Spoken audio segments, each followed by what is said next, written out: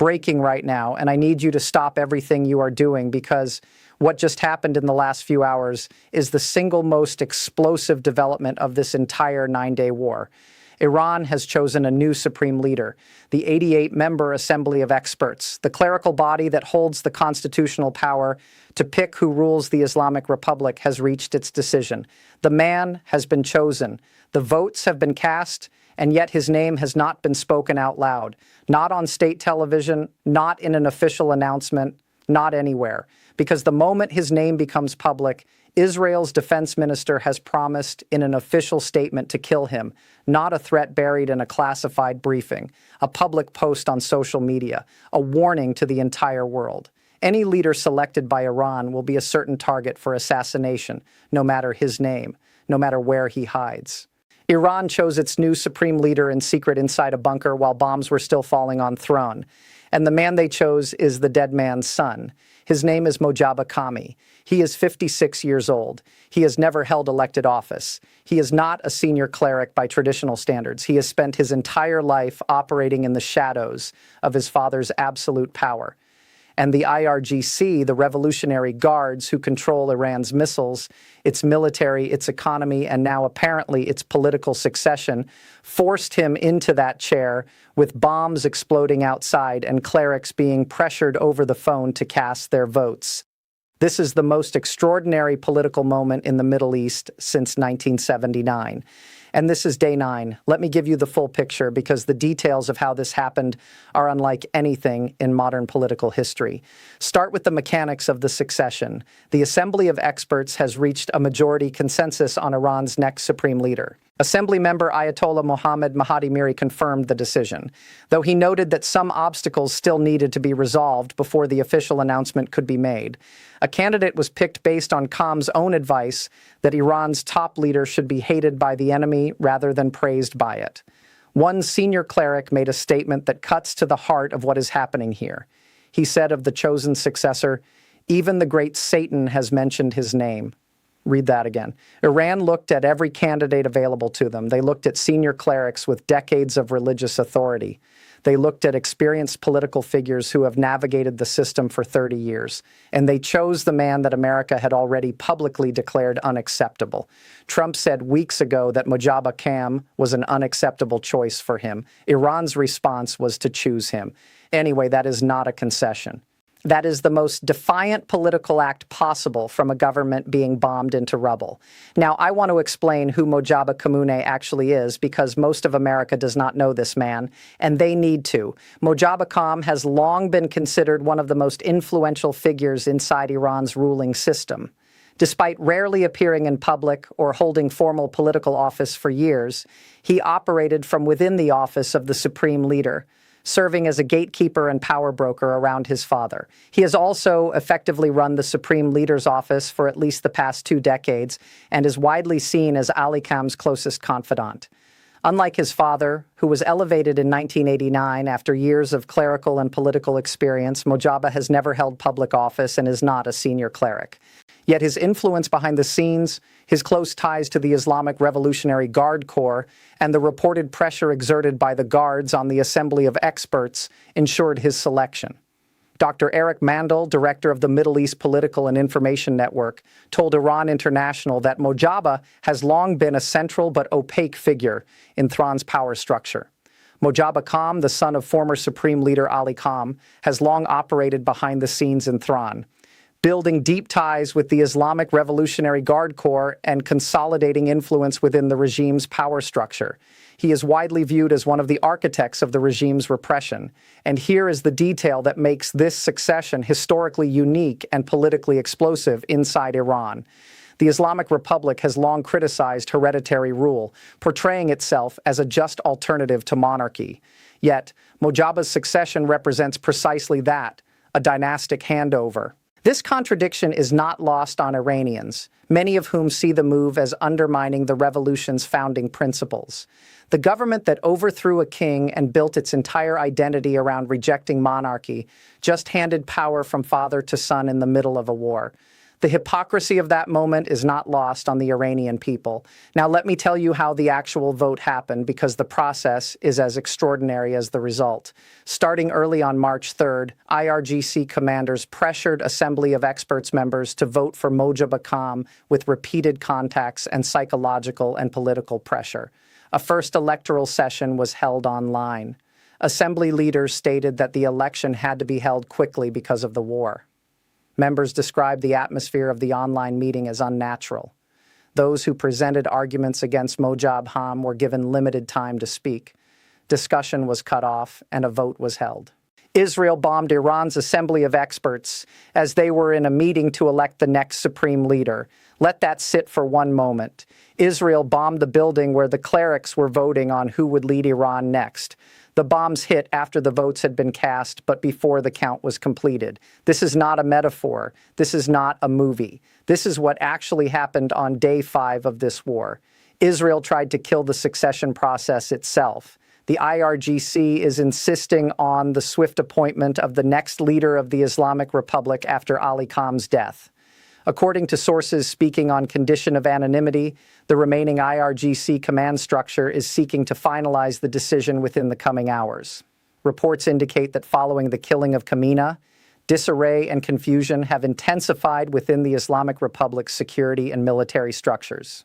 Sources say parts of the chain of command have been disrupted with the transmission of orders and operational coordination facing difficulties. Some military commanders and lower-ranking personnel have reportedly refrained from reporting to their bases and military centers with concerns over continued U.S. and Israeli strikes. So here is the full picture of what Iran's new leadership actually looks like. The IRGC is in partial collapse. Some commanders are not showing up to their posts. The chain of command is broken in multiple places. The man chosen to lead is hidden in a bunker somewhere because announcing his name is a death sentence.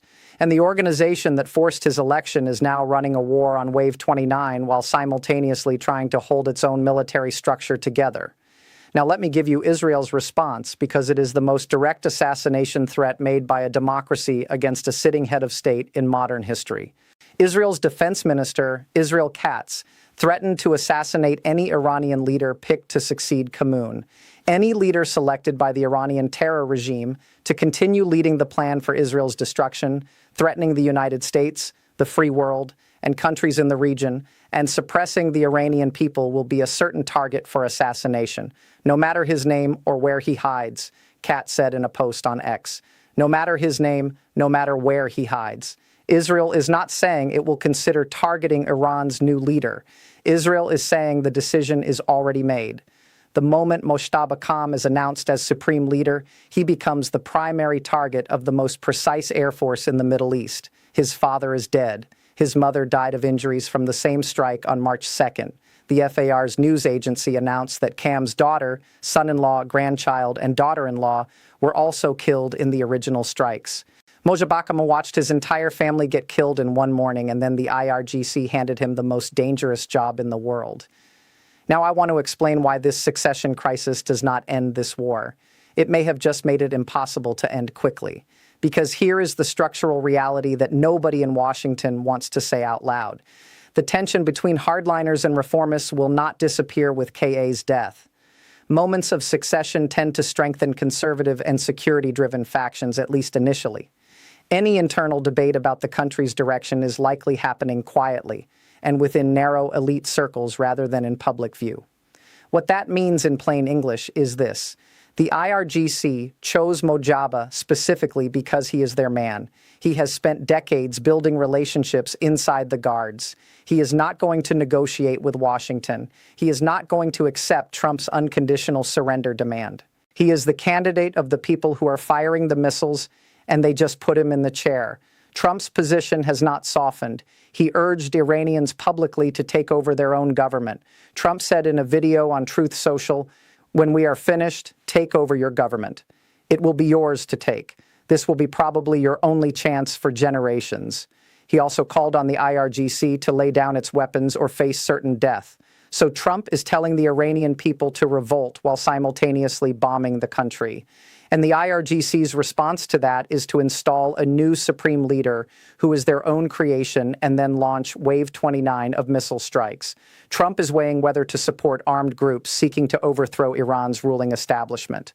Though no final decision has been made on providing weapons, training, or intelligence assistance, reports said Trump has held discussions with Kurdish leaders and other regional figures. However, U.S. officials told the outlet that the administration has yet to settle on a concrete strategy or identify a clear successor to lead Iran if the regime collapses. There is no plan for what comes after. The Pentagon is bombing. The IRGC is firing back. A new supreme leader is hiding in a bunker waiting to see if his announcement becomes his death warrant. And Washington has discussions with Kurdish leaders, but no strategy and no identified successor. That is the state of day 9. Now, let me give you the human dimension of this war, because the numbers are no longer abstract. By March 5th, the World Health Organization had identified 13 Iranian health infrastructure sites that had been hit during the war, as well as one health facility in Lebanon. 13 hospitals and health facilities struck in 5 days. The WHO does not make those findings lightly.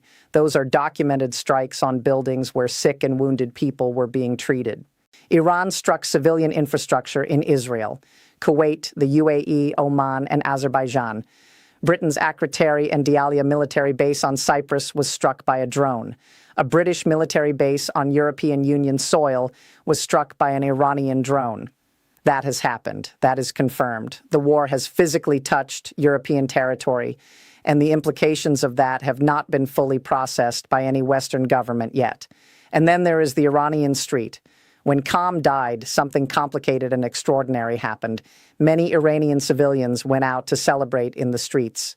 Elsewhere in Iran, thousands gathered on streets in mourning, and pro-Iranian protests and riots occurred in multiple countries. A country divided between grief and relief, between mourning a leader and celebrating his removal. And now the IRGC has installed that dead leader's son as his replacement and is daring the population to object while bombs are still falling. The IRGC is also reportedly deeply worried about what happens when daylight breaks in Thran. According to Iran International sources, the IRGC is deeply concerned that once daylight breaks on Sunday, people across various parts of the country may take to the streets, potentially triggering a new wave of gatherings. The security organization that controls the new supreme leader is afraid of its own population. That is the regime that Trump is trying to force into unconditional surrender. Here is where everything stands on day 9. Mushtaba Kameh has been chosen as Iran's new supreme leader by an assembly that was pressured by the IRGC, held its first vote online while bombs fell on KM, and has not yet made the announcement public, because doing so may be a death sentence. Israel has promised to kill whoever is named. The IRGC is holding the government together while its own commanders are not showing up to their posts. Trump has no plan for post-regime Iran. The war has touched European soil. 13 health facilities inside Iran have been struck, and the man who just inherited the most dangerous job in modern history watched his father, mother, sister, brother-in-law, niece, and nephew all die in a single morning 8 days ago. Mojaba Kham survived every airstrike. He survived the attempt on his life. He survived the bombing of the Assembly of Experts in Qom. He survived to be handed a country on fire, a military in partial disarray, and a death warrant from the Israeli Defense Ministry. Whether he announces himself tomorrow or waits a week, whether Israel finds him or cannot reach him, whether the IRGC holds together or fractures under the pressure of a war it may have underestimated. Every one of those answers changes what this region looks like for the next 50 years.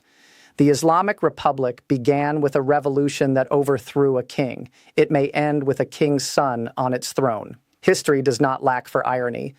Subscribe right now and turn on notifications because the announcement is coming. When Mojaba Kameh's name drops officially, this channel will be the first place that tells you exactly what it means, what Israel does next, what Trump says in response, and whether the IRGC's bet on the dead man's son was the smartest move they ever made or the last one. Subscribe. Drop your comment below. Do you think Mojaba Kham survives his first week as supreme leader? And do you think the Iranian people accept him or take to the streets?